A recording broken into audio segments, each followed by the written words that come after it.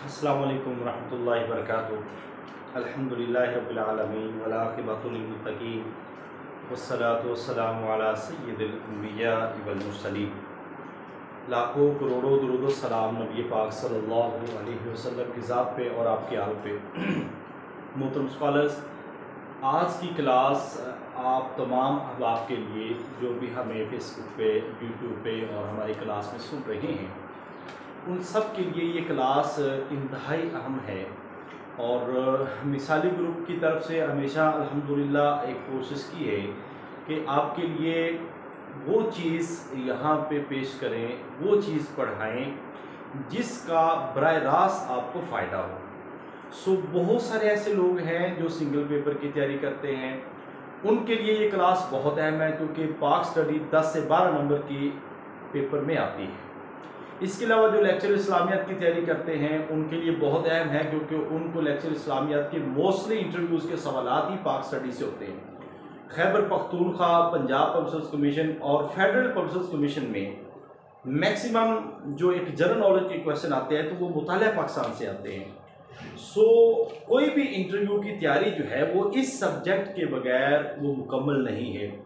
तो मेरी यही कोशिश है कि आप लोगों की सलाहियतों को निखारा जाए और वो चीज़ें आपको पढ़ाई जाए जो आपको फ्यूचर में बहुत ज़्यादा फ़ायदा देने वाली हों और आपकी एक बेहतरीन तैयारी जो है वो हो सके।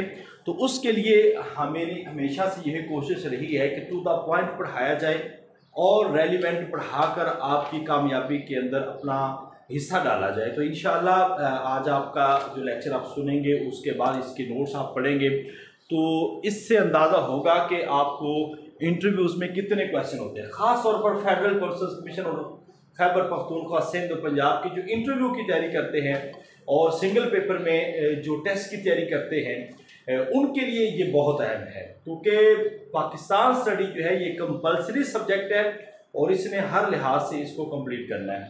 तो आज से हमारा जो आगाज़ है, अगरचे इस पर लेक्चर्स काफ़ी सारे हो सकते हैं, वो मैं आपको 2-3 लेक्चर और भी सेंड करूँगा, मगर मैं बुनियादी चीज़ों को जो इंटरव्यू में सवालात पूछे जाते हैं, टेस्ट में पूछे जाते हैं, उसके बारे में आपको बताऊँगा।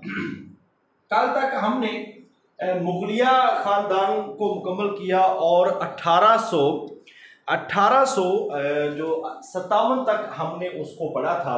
तो मैं फिर ये कह रहा हूँ कि ये फेडरल के अंदर जो लेक्चरर इस्लामियात की तैयारी करते हैं या SST की तैयारी कर रहे हैं या खैबर पख्तूनख्वा में इंटरव्यू की तैयारी कर रहे हैं, उनके लिए मुतालिया पाकिस्तान बहुत अहम है। और ये वाला जो सिलसिला जो आज हम पढ़ाएंगे ये बहुत ज़रूरी है, आप उसको बहुत ज़्यादा अच्छे से कीजिएगा क्योंकि सारे सवालात जो फेडरल में होते हैं वो जनरल नॉलेज से और पाकिस्तान स्टडी से होते हैं। आपका इस्लामियत का सब्जेक्ट बहुत थोड़ा होता है मगर उससे भी सवाल बहुत थोड़े होंगे, ये बहुत ज़रूरी है। तवज्जो से सुनिए। देखिए, तहरीक पाकिस्तान का आगाज़ जब होता है ना वो 1857 की जंगे आज़ादी से है, ठीक है। इंडिपेंडेंस वार जो है ये जंगे आज़ादी 1857 में लड़ी गई और इसमें आपको पीछे कल हमने बताया था कि वो सारी सूरत हाल की जंगे मैसूर हुई। उसके बाद फिर जो अंग्रेज़ है वो बढ़ते गए। मीर जाफ़र को उन्होंने कठपुतली जो हुक्मरान बनाया वो बंगाल का, क्योंकि उन्होंने उसका साथ दिया था, मुसलमानों के साथ गद्दारी की थी। मीर सादक को उन्होंने मैसूर रियासत का सरबराह बनाया क्योंकि उन्होंने गद्दारी की थी। खैर उसके बाद उनके इलाके बढ़ते गए हत्ता कि यहाँ तक बात आ गई कि अब पूरे बड़े सगीर पे ईस्ट इंडिया कंपनी का जो है वो कब्जा होना शुरू हो गया। तो जब 1857 में 19 फरवरी को एक अंग्रेज़ फौज थी, उनके सरबराह एक जो उस वक़्त के अफीसर थे, अंग्रेज़ अफीसर, उनके खिलाफ नफरत तो अंग्रेज़ के खिलाफ बेसिकली थी, मगर वहाँ पे एक मंगल पांडे एक शख्स था जिसने उस अंग्रेज़ अफसर पे गोली चला दी। अगरचे वो तो बच गया मगर अब उसको उन्होंने पकड़ के फांसी की सजा दी और उसके बाद पूरे बड़े सगीर में एक तरफ बगावत चल उठी। अब हमेशा मुसलमानों से और बड़े सगीर के लोगों को जब भी लूटा गया है तो अपना उन्होंने फ़ायदे देकर उनको लूट लिया। खैर बगावत हुई और पूरा बड़े सगीर जो है वो इलाके जो उनके कंट्रोल में नहीं थे, क्योंकि आधे से ज़्यादा बड़े सगीर तो उनके कंट्रोल में था, तो ये एक मखसूस इलाके थे जो अभी उनके कंट्रोल में नहीं थे। सो उन्होंने फिर उन इलाकों के हुसूल की उन्होंने कोशिश की और आखिरकार बरे सगीर के अंदर फातेह ठहरे। इसकी क्या वजूहात थी, मुआशी क्या थी, मजहबी क्या थी, बहुत सारी डिटेल्स हैं, ये मैं आपको नहीं पढ़ा रहा, आप इसकी मुताला के लिए आप पढ़ सकते हैं जंग अज़ीज़। खैर, अब जंग आज़ादी में 1857 के तहत जो है अंग्रेज सरकार जो है वो कायम होगी और इंडिया के अंदर बाकायदा तौर पर ईस्ट इंडिया कंपनी जो है उसका इख्तिताम हुआ, क्योंकि पहले ये कंपनी की हुकूमत थी। जैसे ही 1857 में जंग आज़ादी हुई और ईस्ट इंडिया कंपनी फातेह ठहरी तो उन्होंने 1858 का, इसको कह लें 1858 का एक एक्ट नाफिज किया, जिस एक्ट के तहत जितनी भी ईस्ट इंडिया कंपनी के मामला थे ईस्ट इंडिया कंपनी को खत्म किया और इंडिया के अंदर council governor general India, council of governor general India ये कायम कर दी और पूरा बर्रे सगीर जो कि एक कंपनी चला रही थी अब बराए रास्त मलका विक्टोरिया के मतहत हो गया, मलका विक्टोरिया के मतहत हो गया और बाकायदा तौर पर बर्रे सगीर सब कॉन्टिनेंट वो इंडिया जो है ये ताजे बरतानिया के मतहत हो गया। अब उनकी एक कॉलोनी बन चुकी थी, चूंकि उस वक्त दुनिया के बड़े खितों पे यूनाइटेड किंगडम यूके जिनको हम कहते हैं उनका कब्जा था। तो अब ये बड़े सगीर का जो एक बड़ा लहलहाता खिता था वो खिता भी अब उनके यहाँ चला गया। सो बहुत सारे लोग ये समझते हैं कि इंडिया के अंदर, पाकिस्तान के अंदर ये जो बर्रे सगीर है उसके अंदर अंग्रेजों ने बहुत काम किया, खास तौर पर रेलवे के हवाले से।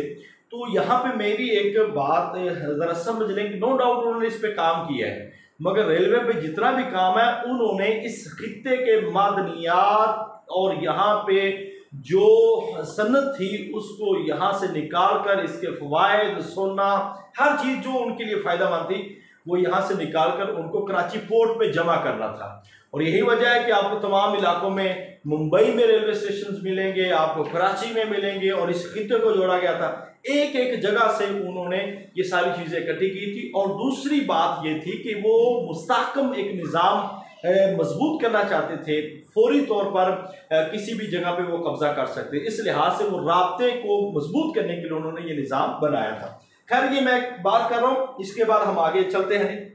फिर 1861 के अंदर एक उन्होंने कानून मजालसे हिंद, ये एक मशहूर है मजालसे हिंद, ये बनाया और पहली मरतबा हिंदुस्तान को मजलिसे कानून लिजिस्लेटिव जो काउंसिल है उसका हक दिया गया और इसी तरह काउंसिल के 15 से 23 अरकान की तादाद कर दी गई और उसके बाद 1909 में एक्ट वहां पे नाफिज कर दिया गया।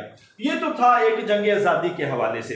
अब जंग आज़ादी में चूंकि उस वक्त एक बहुत बड़ी शख्सियत थी जिन्होंने बहुत ज्यादा अंग्रेजों की जानें भी बचाई और उनकी तहफ़्फ़ुज़ के लिए कई लोगों से मुआहदे भी किए थे और वो एक पढ़ी लिखी शख्सियत जिसपे एजुकेशन पे और उनका दुनिया के अंदर एक बड़ा नाम है और वो शख्सियत थी सर सैयद अहमद खान।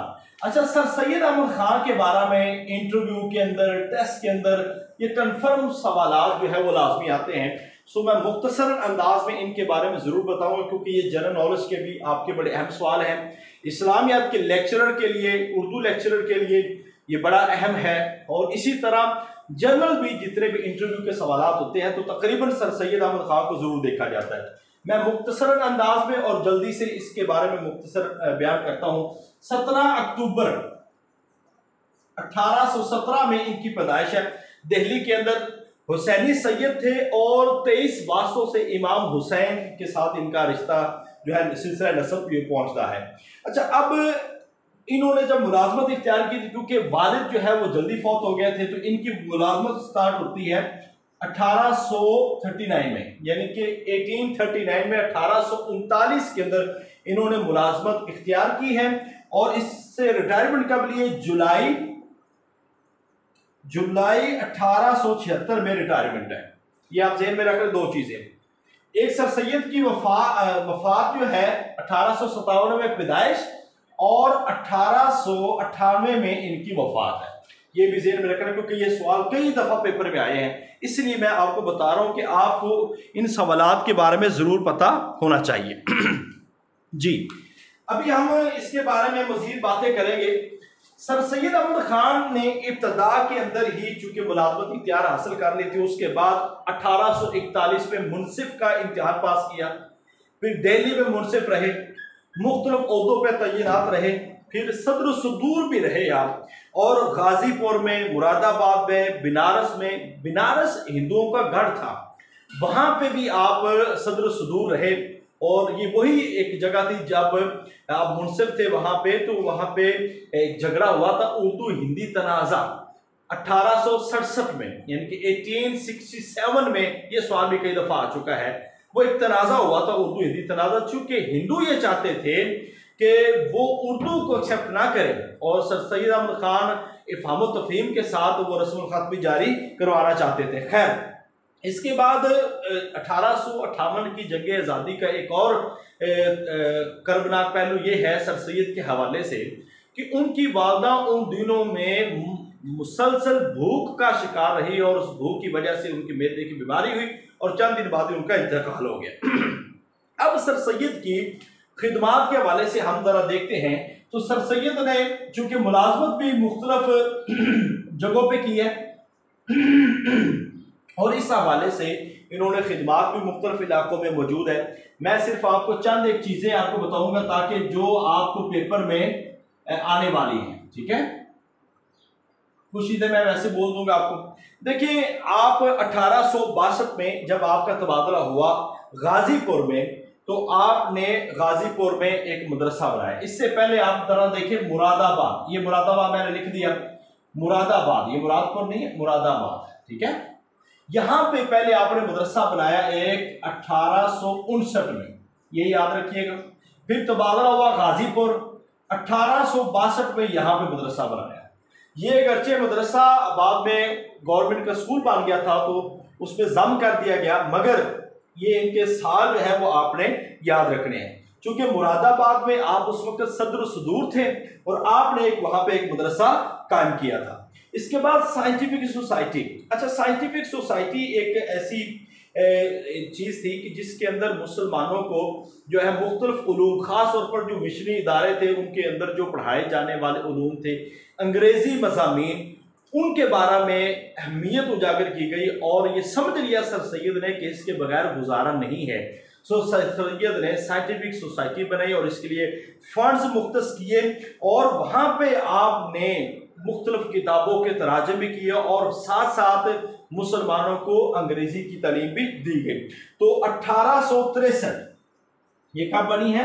1863। अब यहां से आप ये ध्यान में रखें कि गाजीपुर पहले इनका दफ्तर था, उसके बाद ये अलीगढ़ चला गया, और 3000 के अंदर उन्होंने एक बिल्डिंग बनाई वहां पे, और उस दफ्तर में से उन्होंने एक गजट भी निकाला था।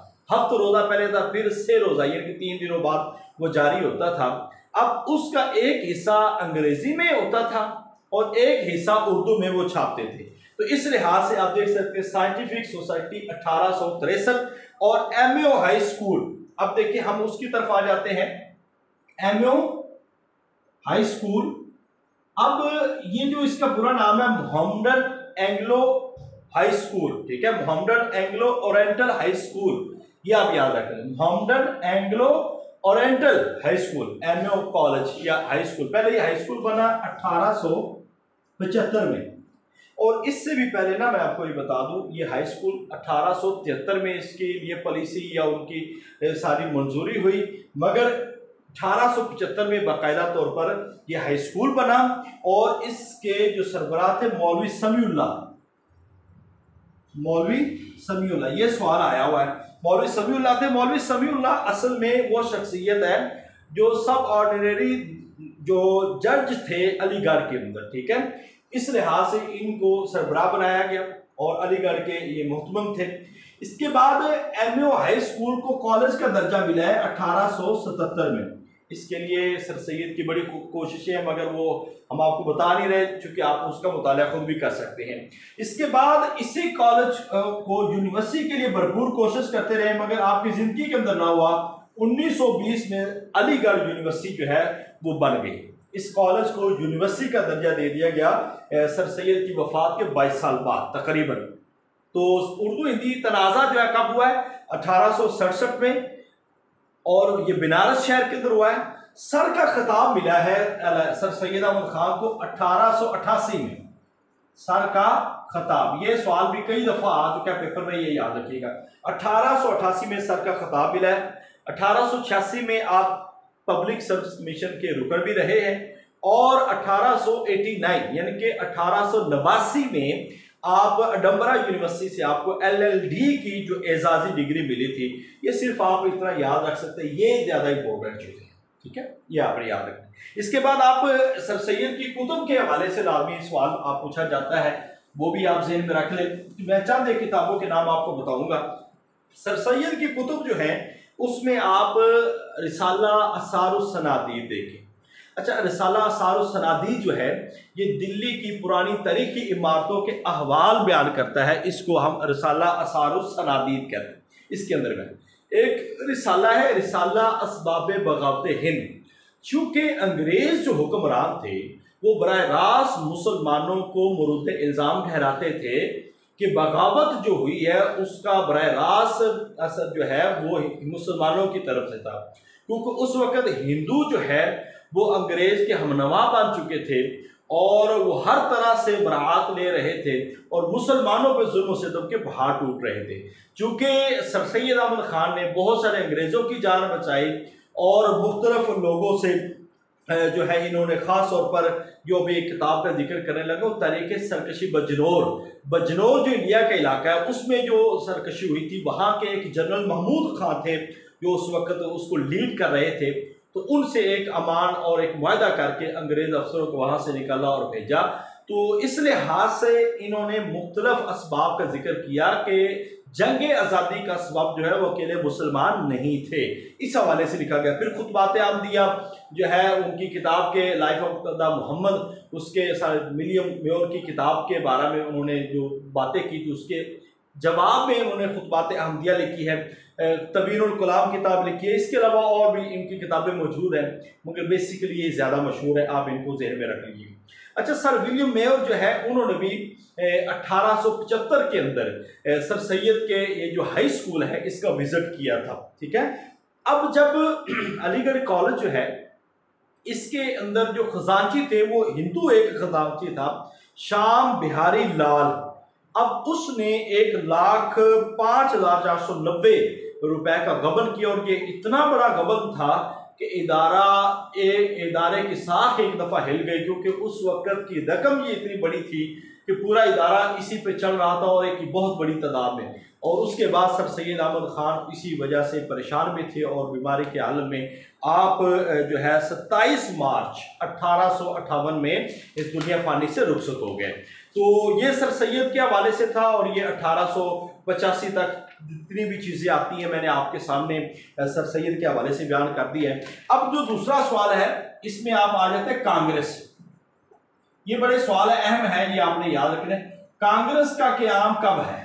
देखिए, इसका नाम बेसिकली पूरा नाम है इंडियन नेशनल कांग्रेस और ये एक पॉलिटिकल पार्टी है और ये मुंबई, इंडिया का महाराष्ट्र जो रियासत है उसका शहर मुंबई, उसके अंदर ये कायम हुई 28 दिसंबर 1885।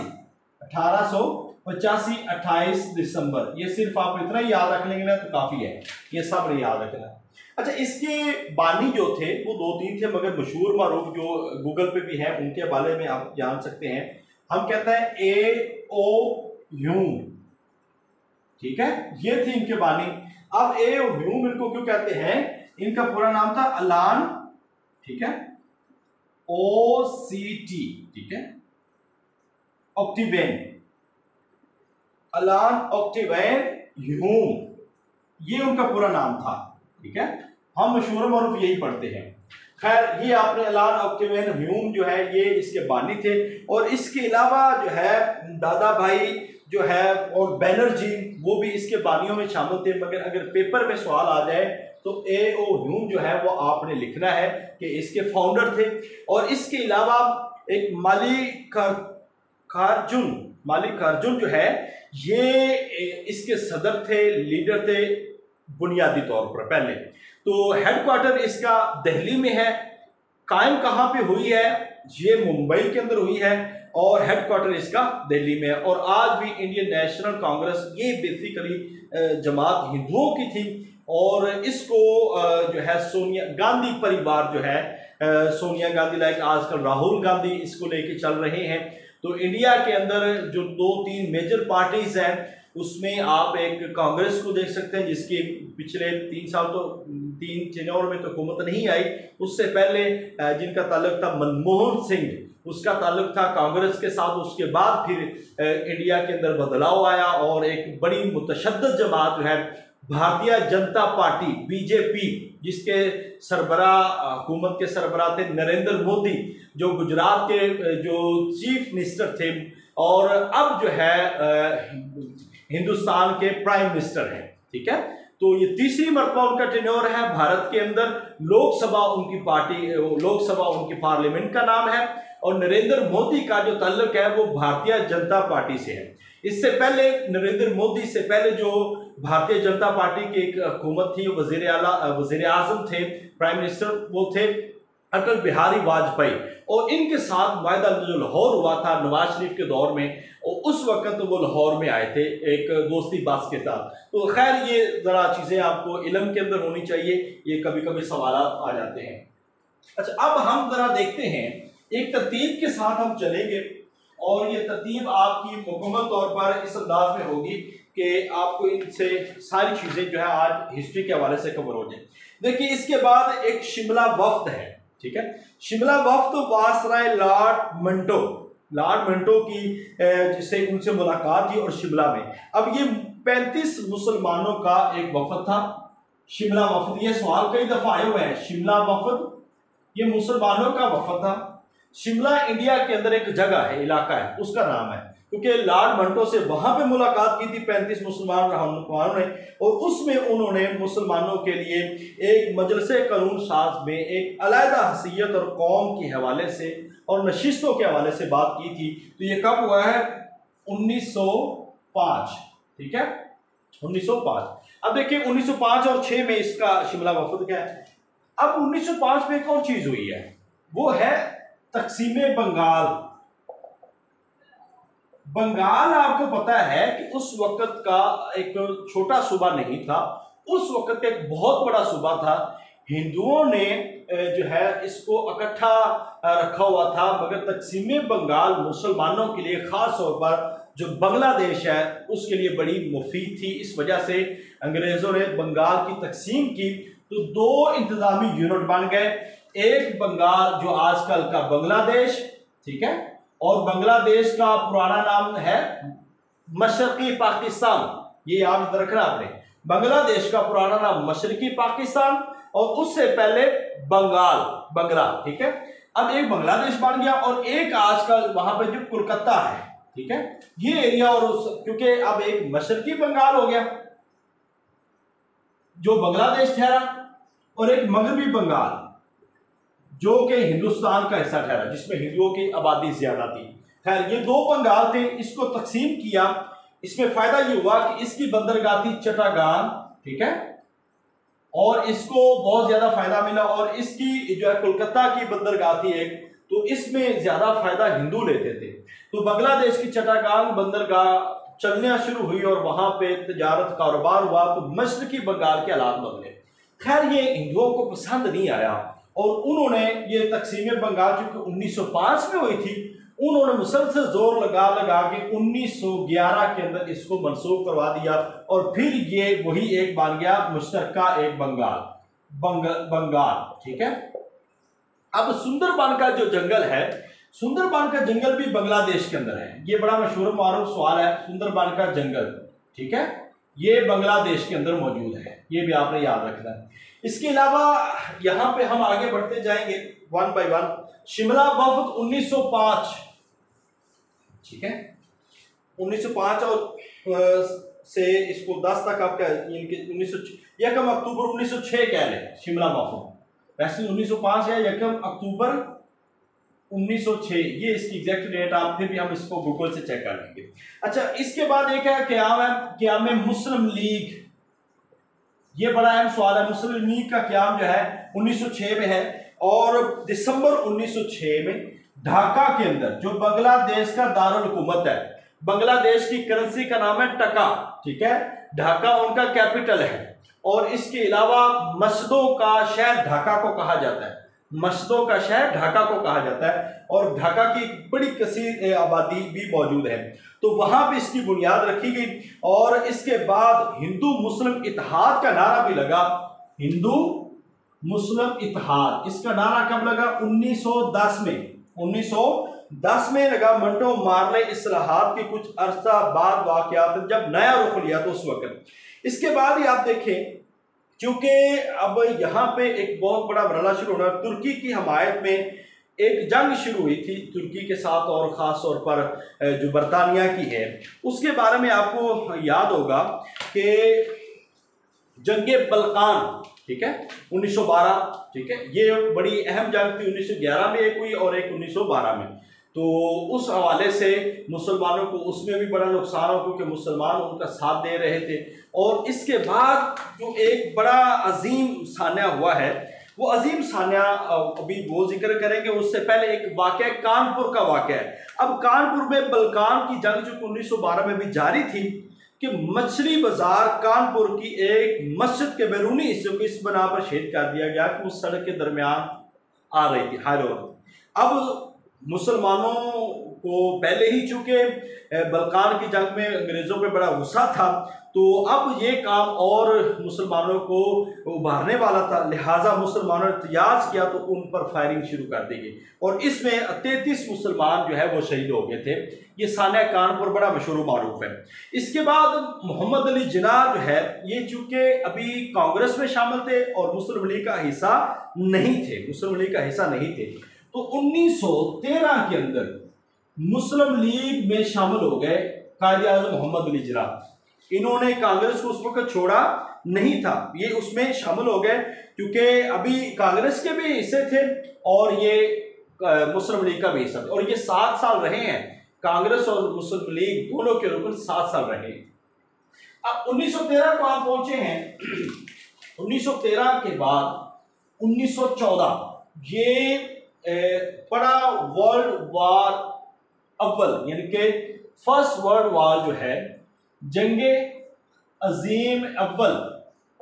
अब ये एक बड़ी अजीम जंग है, और इस पे आपको पता है कि मुसलमानों को बहुत ज़्यादा नुकसान हुआ, और ये भी ताजे बरतानिया ने लड़ी थी, और इसमें 1914 से लेकर 1919 तक जारी रही, ठीक है, 1914 से 1919 में। अब इसमें चूंकि तुर्की ने जर्मनी का साथ दिया था, इटली का साथ दिया था, इस वजह से मुसलमान जो बर्रे सगीर के मुसलमान थे, उनकी हमदर्दियां किसके साथ थी?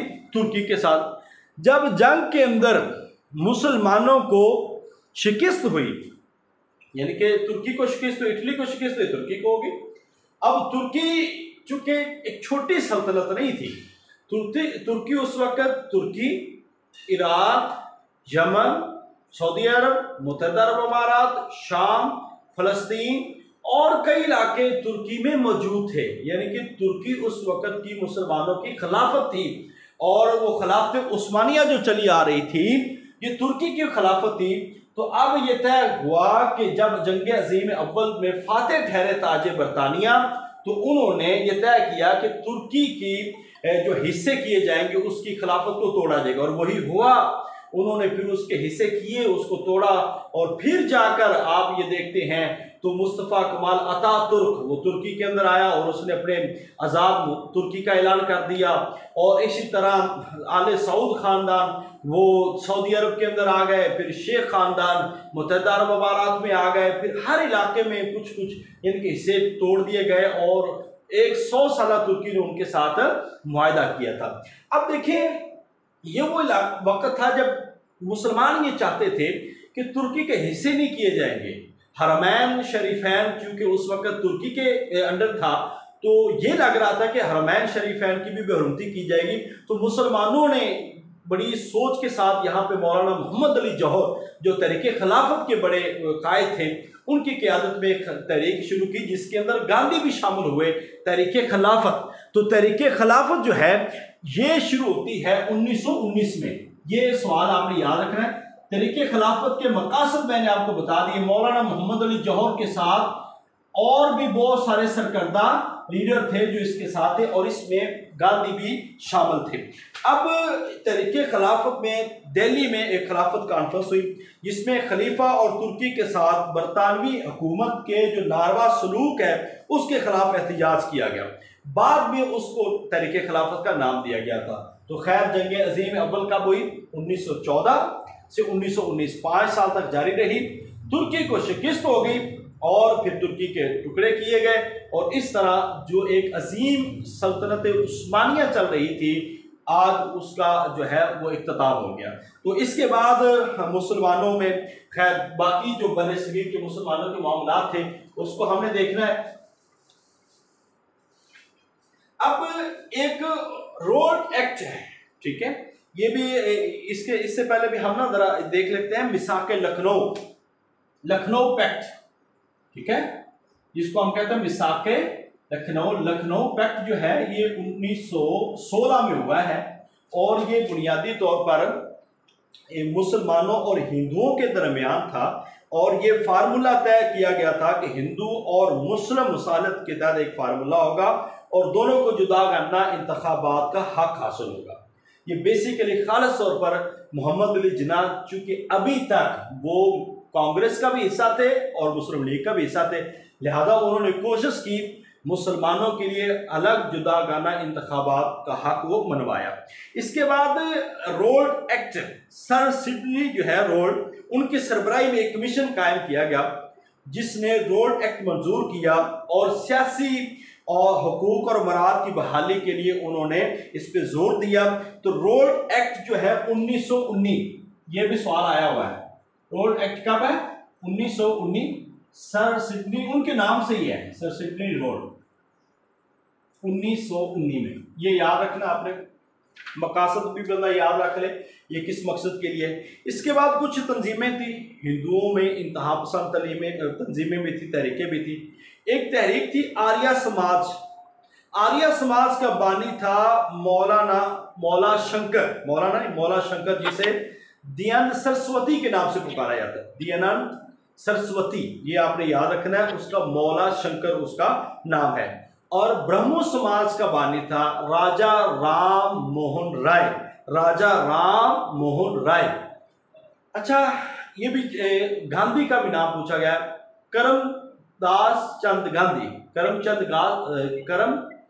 दास गांधी या करमदास चंद गांधी, ये उनका नाम है, गांधी का असल नाम, ठीक है।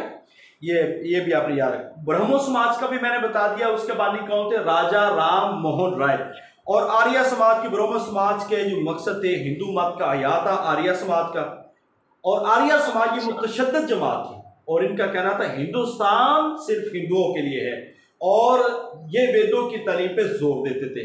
अब ब्रह्मो समाज जो है ये भी हिंदू मत की इस्लाह के लिए और अहया के लिए कायम हुआ था। इसके बाद आप देखते हैं कि 1921 में, आई थिंक 1921 में कायदे आजम ने कांग्रेस छोड़ दी थी। 20 या 21 बनता है, कांग्रेस उन्होंने छोड़ दी थी और 7 साल मुस्लिम लीग और कांग्रेस के साथ इकट्ठे रहे हैं 1921 में। और 20 में क्या हुआ था वो मैंने आपको बता दिया। 1920 में अलीगढ़ जो है यूनिवर्सिटी बन गई थी, उसको कॉलेज से के दर्जे से निकालकर उसको यूनिवर्सिटी का दर्जा दिया गया था। अब इसमें मजीद आप देखते हैं तो कायदे आज़म मोहम्मद अली जिन्ना और नेहरू, ठीक है, इससे भी पहले एक दिल्ली तजावीज़ दिल्ली, ये आप देखते हैं तो ये 1927 में, ठीक है, तजावीज़ दिल्ली 1927 में हुई है।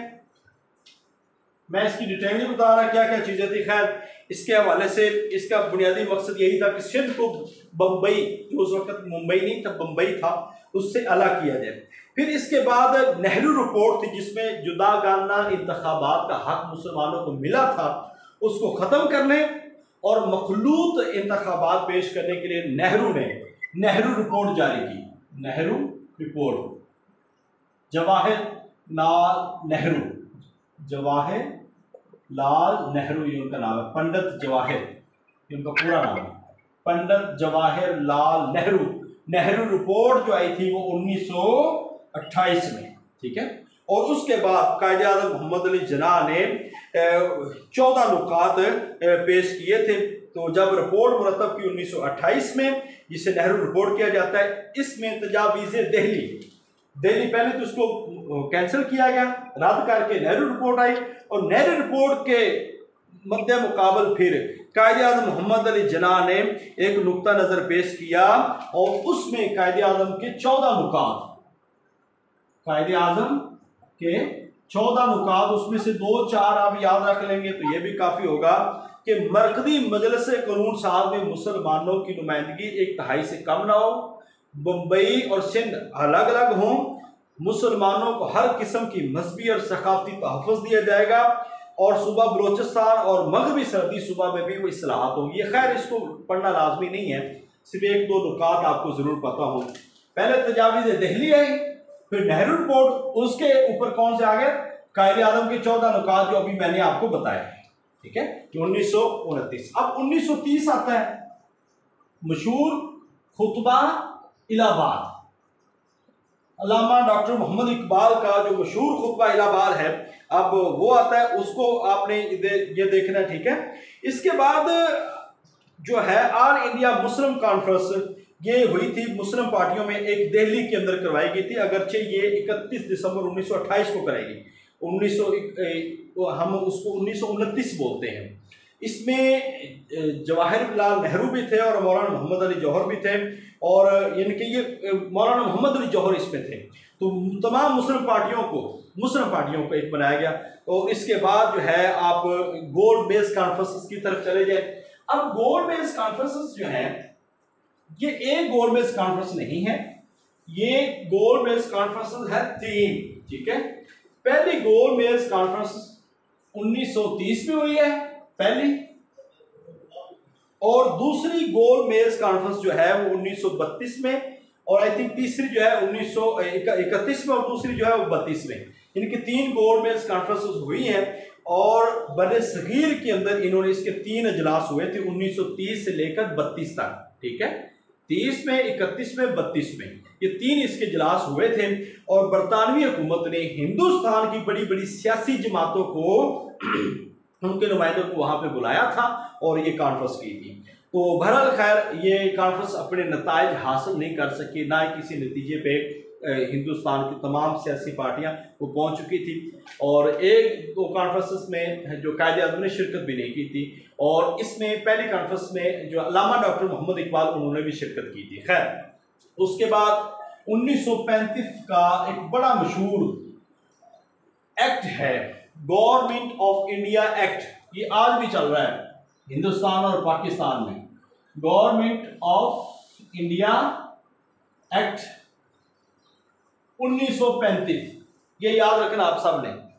पाकिस्तान भी इसी पे चल रहा है, इसी के अंदर तरामीम हो रही है। पाकिस्तान ने पहला अपना आइन तो बनाया है, मगर उस आइन की जो बेस है वो इसी पे है, उस आइन की जो बुनियाद है वो इसी पे है। और उसके बाद पाकिस्तान ने पहला आइन जो नाफिज किया 23 मार्च 1956 को, 1956 का पहला आइन बना है।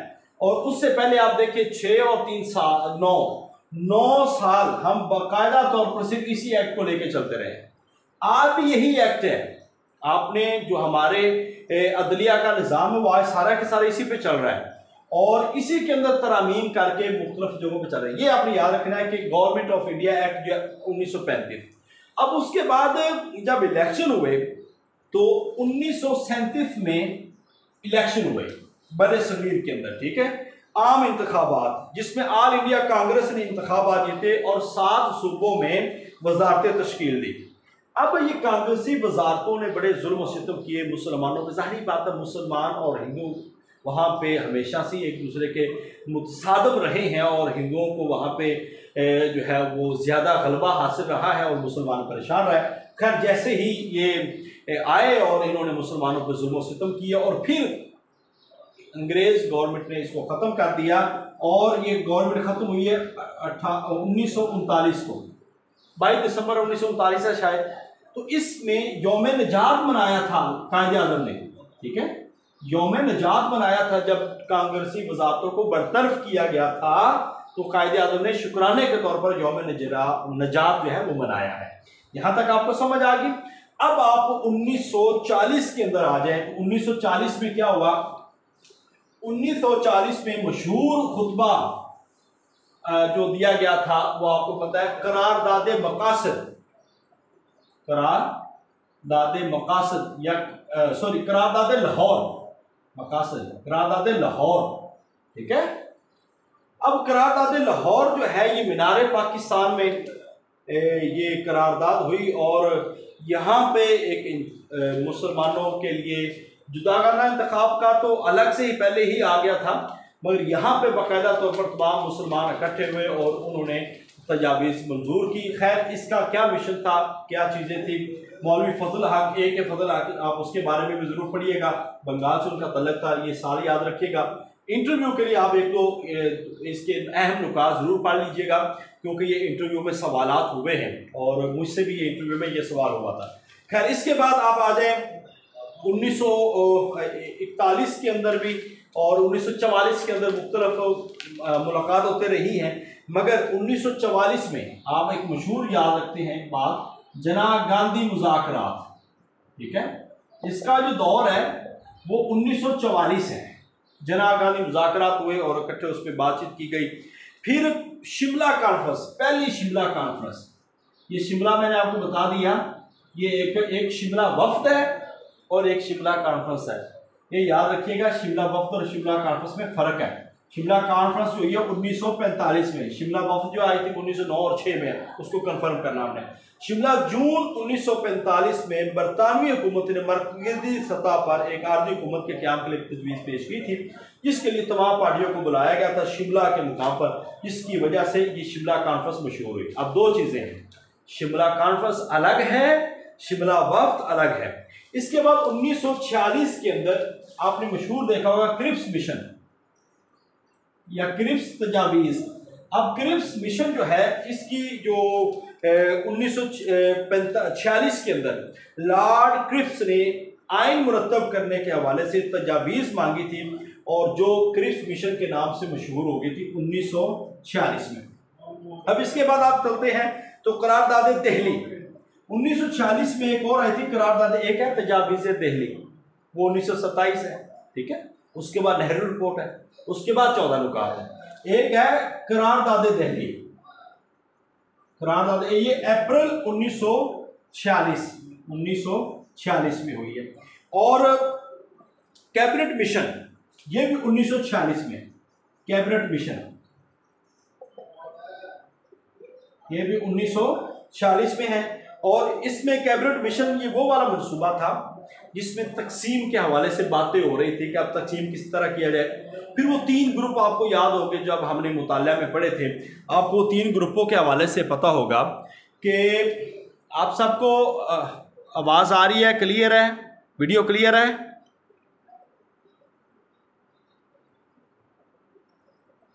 आप सबको क्लियर है हर चीज़?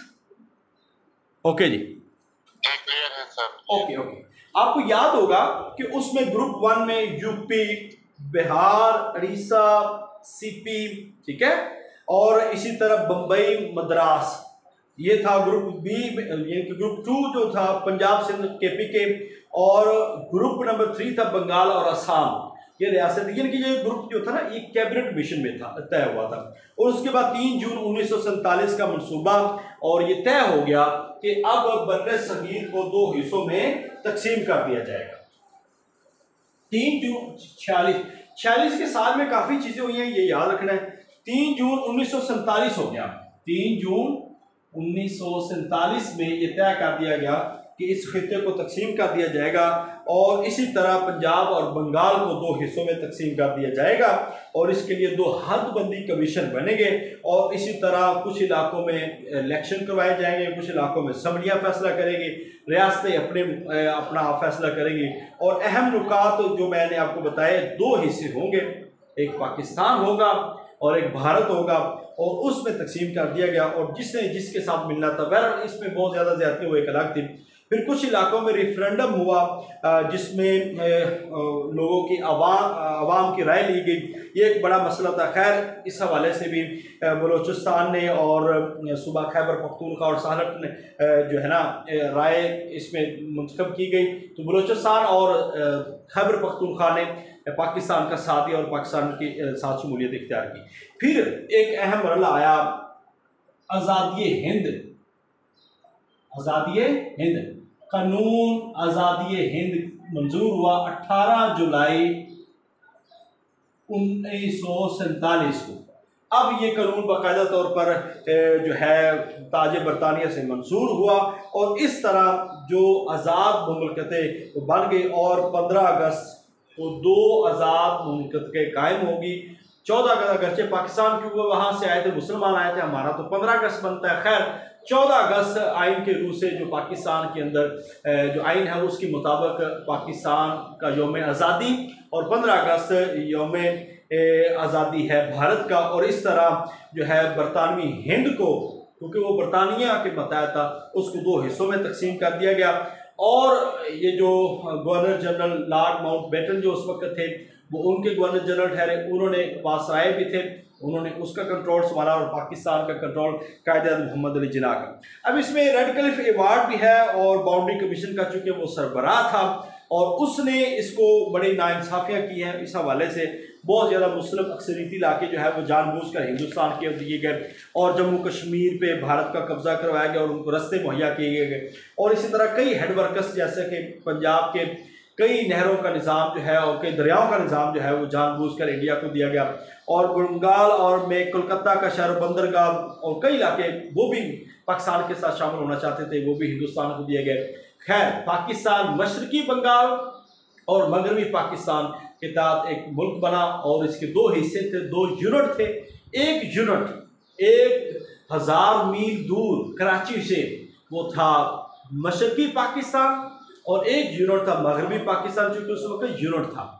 तो लिहाजा अब 2 यूनिट को उन्होंने पाकिस्तान का नाम दिया, और बंगाल जो कि पाकिस्तान के साथ खड़े हो गए। और फिर असासों की तकसीम के हवाले से भी था कि महफूज जो India reserve bank of India, ये आज भी उनका सरकारी बैंक है, रिजर्व बैंक ऑफ इंडिया, तो उसमें 1 अरब हिस्सा बनता था, जिसमें से 20 करोड़ नहीं दिए गए थे। तो गांधी ने भी इस पर एहतजाज किया था और भूख हड़ताल भी की थी, और उसके बाद ये पैसे दे दिए गए। मगर इसके बाद असला का जो एक बाकायदा फ़ौज का और असले का एक निज़ाम था, उससे भी उन्होंने पूरा इंसाफ नहीं किया। और इसके साथ साथ रियासत जम्मू कश्मीर, हैदराबाद, दक्कन, जूनागढ़, मुनावा और मंगरोल, ये रियासतों के सरबराह पाकिस्तान के साथ इल्हाक चाहते थे, मगर ज़बरदस्ती हिंदुस्तान की फ़ौज ने उस पर कब्जा कर लिया। और क्या में पाकिस्तान कहा जाता है 27 रमज़ान मुबारक 1366 हिजरी में 14 अगस्त 1947 को मार दे वजूद गया, और पाकिस्तान के पहले गवर्नर जनरल कायद-ए-आज़म मोहम्मद अली जिन्ना, जो कि 1947 से 1948 तक रहे, वो पहले पाकिस्तान के गवर्नर जनरल रहे। तो अब ये 1947 तक का जो हमारा एक पीरियड था वो हमने पढ़ा है, और इसके बाद ये ज़्यादा सवाल इसी में से आते हैं। कुछ चीज़ें ऐसी भी हैं जो हमें और भी पढ़नी हैं, लाइक हम अब 1947 के बाद जो हालात हैं उसमें हम ये पढ़ें कि गवर्नर जनरल कितने हैं, 4 हैं, सदर कितने हैं, वज़ीर आज़म कितने, कौन किस नंबर पे है। तो आजकल के हवाले से करंट अफेयर्स आपने पढ़ना है कि आज के प्राइम मिनिस्टर कितने नंबर पे आते हैं, सदर कितने नंबर पे आते हैं। तो ये चीज़ें आपको कुछ शेयर भी कर देंगे, कुछ गूगल से भी चेक कीजिएगा। और इसी तरह पाकिस्तान के जो आइन हैं उनको देखना है, जनरल ज़िया-उल हक का दौर उसको देखना है, जो मार्शल लॉ लगे हैं पाकिस्तान के अंदर, और जो इलेक्शंस हुए पाकिस्तान में उसको देखना है। फिर एक बड़ा सानिया सकूते ढाका बांग्लादेश की अलहदगी है 16 दिसंबर 1971 के अंदर, वो बड़ी अहम है जब 71 की जंग लगी थी। तो उसके बाद 1965 की जो जंग है उसको आप देख सकते हैं। तो इसके अलावा अयूब खान का दौर है, फिर आप याहिया खान हैं, फिर आप जुल्फ़िकार अली भुट्टो, फिर जनरल ज़िया-उल हक, फिर आप मुस्लिम लीग जो नवाज शरीफ, फिर बेनज़ीर भुट्टो, फिर नवाज शरीफ, फिर बेनज़ीर भुट्टो, फिर उल्टे। देखिए पहले 2 दफ़ा नवाज शरीफ का दौर है, 2 दफ़ा बेनज़ीर का दौर है, और फिर तीसरी दफ़ा जो है नवाज शरीफ आए, और इससे पहले जनरल मुशर्रफ 10 साल रहे, और फिर आकर जो है पीपल्स पार्टी 2008 में, फिर 2013 में मुस्लिम लीग नून प्राइम मिनिस्टर बने उनके नवाज शरीफ, फिर 2018 में PTI मार्ज़ वजूद में आई और जिनकी हुकूमत में आई, और वहाँ पे इमरान खान जो है प्राइम मिनिस्टर बने, फिर PDM की हुकूमत आई आखिरी 16 माह के अंदर, तो वहाँ पे शहबाज शरीफ प्राइम मिनिस्टर बने, और आप फिर मुस्लिम लीग की हुकूमत आई, और उसमें आप देख सकते हैं कि शहबाज शरीफ जो है वो प्राइम मिनिस्टर है। आपको हर सूबे का गवर्नर और उसके जो CM है उसके बारे में पता होना चाहिए, उसका नाम क्या है, और कुछ पोस्टों के बारे में पता होना चाहिए, लाइक हमारे आर्मी चीफ कौन है, हमारे जो चीफ जस्टिस कौन है, कौन सी वजारत किसके पास है, मेजर आपको ज़रूर पता होने चाहिए, और हेड क्वार्टर कौन से हैं, नेवल का कौन सा है। तो ये बेसिक चीज़ें जो करंट अफेयर से हैं, और पाकिस्तान के हवाले से आपको कुछ जनरल नॉलेज इस हवाले से भी तैयार करना है। मुख्तलिफ डैम्स कौन से हैं, किस दरिया पे कौन सा डैम है, आबादी के लिहाज से कौन सा बड़ा इलाका है, और पाकिस्तान के अंदर झीलें कौन सी हैं, दरिया कौन से हैं, इस हवाले से जो जनरल पाकिस्तान के सवालात हैं इसमें मैंने लेक्चर दिए हुए हैं, वो आपको मैं शेयर करूँगा। अल्लाह ताला हम सब का हामी नासर हो। कोशिश करें तरतीब के साथ पढ़ें, अभी हमने और बहुत पढ़ना है, तो 1 बाय 1 हम चलते जाएंगे। हम कोशिश करेंगे बहुत सारे लेक्चर आपको वीडियो की सूरत में भी आपको शेयर करें। तो कल का जो हमारा लेक्चर होगा वो अब हमारा जनरल नॉलेज का होगा, और जनरल नॉलेज पे हमने ये देखना है कि हम इम्पोर्टेंट पर्सनैलिटीज़ के बारे में पढ़ेंगे, और ख़ास तौर पर हम सार्क ममालिक, नेटो ममालिक, सार्क और नेटो और पाकिस्तान के गिरदोनवा में जो महल वक़ू है इसकी जो कंट्रीज़ हैं उसके बारे में हम ज़रूर पढ़ेंगे। मेजर चीज़ें जो याद करने वाली तो 5-7 होती हैं, तो उसके सदर वज़ीर आज़म का नाम, उनके कैपिटल का नाम, दारुल हुकूमत क्या है, उनकी करेंसी क्या है, उनकी असम्बली क्या है, उनकी एयरलाइन क्या है, उनकी न्यूज़ एजेंसी कौन सी है या खुफिया एजेंसी कौन सी है, ठीक है। तो ये बेसिक चीज़ें होती हैं, और उनके अंदर निज़ाम कौन सा है, पार्लिमानी है, सदारती है, या कौन सा निज़ाम है, तो ये हम देखेंगे। और इम्पोर्टेंट कुछ अगर कोई उसमें वाक़या कोई दरिया या कोई ख़ास तौर पर झील या कोई ऐसी चीज़ है हम वो देखेंगे। तो ये इंशाअल्लाह ताला मैं कोशिश करूँगा कि मैक्सिमम चीज़ों को आपके सामने बयान करें।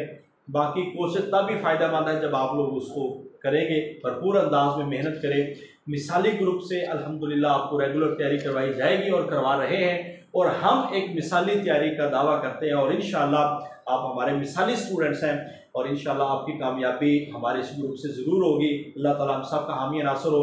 मिसाली ग्रुप का मैसेज अपने तमाम दोस्त अब आप तक लाजमी पहुँचाइएगा, और क्योंकि आप ही हमारी तस्वीर हैं, आप ही हमारे एकेडमी की पहचान हैं, तो अल्लाह ताला आपको अपनी रहमत से कामयाब फरमाए। आज की क्लास के हवाले से कोई भी आपका सवाल हो वो कर सकते हैं। बाकी कल के 2 लेक्चर हमारे अभी और हैं, वो हम जनरल नॉलेज पर रखेंगे, उसके बाद मज़ीद हम इंशाअल्लाह पढ़ते रहेंगे। अस्सलाम वालेकुम सर। जी वालेकुम अस्सलाम। सर ये जो आपने कल का लेक्चर दिया और आज का, तो